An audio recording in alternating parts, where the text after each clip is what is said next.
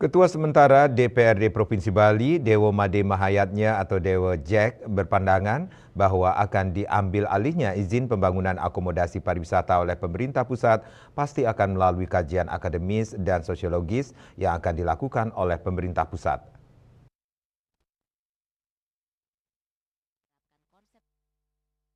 Jika seandainya hal itu akan dilaksanakan, maka pemerintah pusat bersama DPR RI akan melaksanakan forum grup diskusi FGD ke Bali.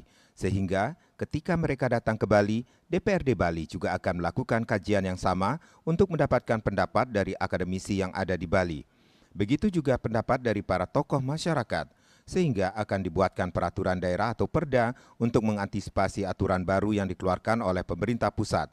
Dewo Jack mengatakan selama ini pembangunan penunjang pariwisata memang terjadi di berbagai daerah di Bali, terutama di destinasi tujuan wisata, khususnya di Kabupaten Badung, Gianyar, Kota Denpasar, dan saat ini berkembang di Karangasem dan Nusa Penida Klungkung. Fenomena ini tidak terlepas dari perilaku masyarakat Bali yang senang menjual lahannya kepada investor, sehingga lahan sawah maupun pertanian lainnya di Bali kian hari semakin menyempit.